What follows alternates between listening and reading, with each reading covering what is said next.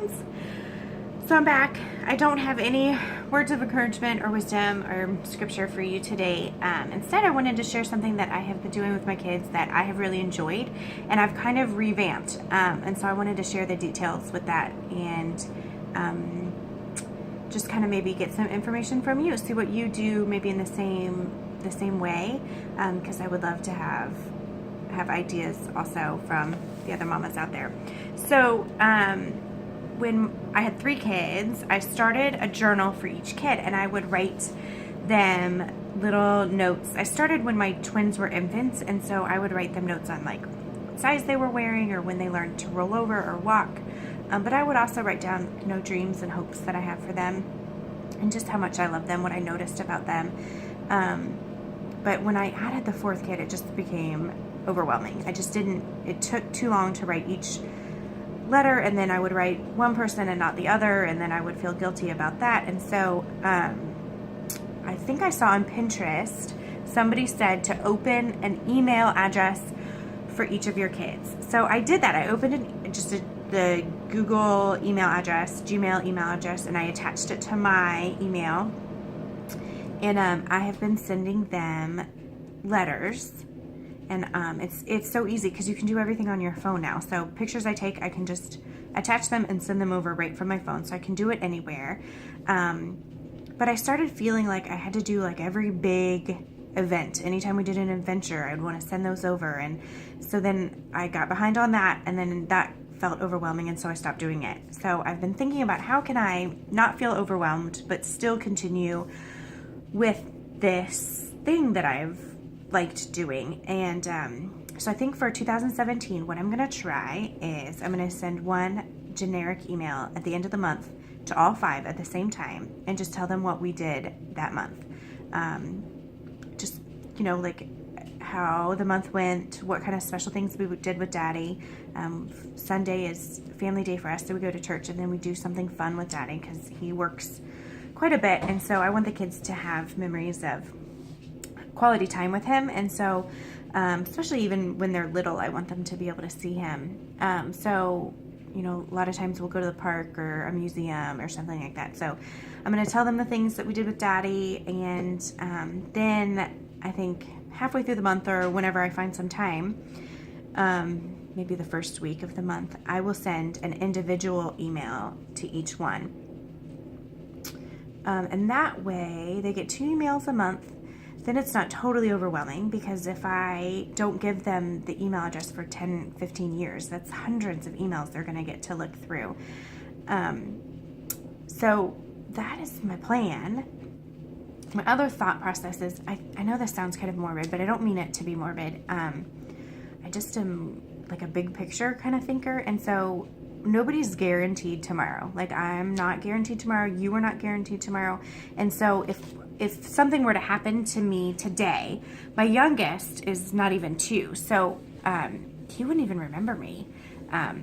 So I want them to have something to be able to look back and see that Mama truly loved them, that I noticed them, that I saw them. I have a bit of mommy guilt over having them so close together. I like having a large family. I liked having them close together. But there's also some guilt that comes with that, and I want them to know that I saw them, that yes, we're a big family, and yes, we are a team, and we work together, and we don't leave anybody out. But I also saw them individually, like who they are, what made them special, what made them different from their siblings. I want them to be able to look back and see and read that I did see them. Like, I truly saw them, and I truly loved them for who they were. And so the other thing I did was gave the email address to my husband and my mom and my mother-in-law. I don't know if they've written letters because I haven't been back in to the emails since I started them. But I just thought it would be fun if, when they turn 18 or get married, or even if they're having a rough spot in the teenage years where maybe they're not feeling loved, or they're feeling left out, or they're having some trouble with our relationship, Mama and me, I can give them the password to their email, and they can read my words. And so I don't know, I guess every kid will get it at a different time. I'll just decide when is the best time for them to get it.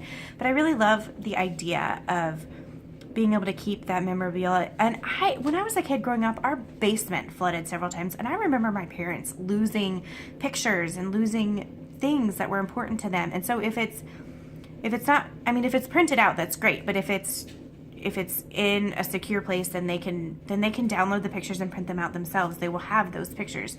So that's my plan. We'll see. I'm kind of a dreamer, but that's what I'm going to go for. And then the other thing I wanted to share with you today is Valentine's. So my oldest is in first grade, and my twins are in kindergarten, and we didn't do preschool. So this is only my second year with experience with making Valentines for people. And so I went on Pinterest to get ideas and watched other YouTubers for ideas, and a lot of y'all are crafty mamas, and I am not a crafty mama. I don't enjoy it. I get frustrated and like irritated, and it wouldn't be fun. My kids would probably enjoy it, but then I might end up yelling at them, and that wouldn't be fun. So I decided I was going to give myself permission to not be crafty. And what I did was I went on to like a Word document. I downloaded a little heart. I've got it here, a little colorful heart. And then this one says Love Madison. And so then I just printed out a bunch of these. She got to write her name and then cut them out herself. And then I just stapled it. I didn't use ribbon or anything. Just stapled it to a big bag of Skittles. And that's what she's going to give out. Are her friends going to be able to read her handwriting? I have no idea. But I don't care. They had a blast cutting and coloring and writing their names. Here's my other daughter, Love Millie. Actually, it says Millie Love, which is so cute. And then my son is like a total fisherman outdoors guy. And so I went on the Word documents, and I found a fish that he could color in, and it says, "Fishing you a happy Valentine's Day." And again, are his siblings or his classmates gonna be able to read his name? No idea, and I don't care. It's cute. It didn't take a lot of work, and they had a blast doing it.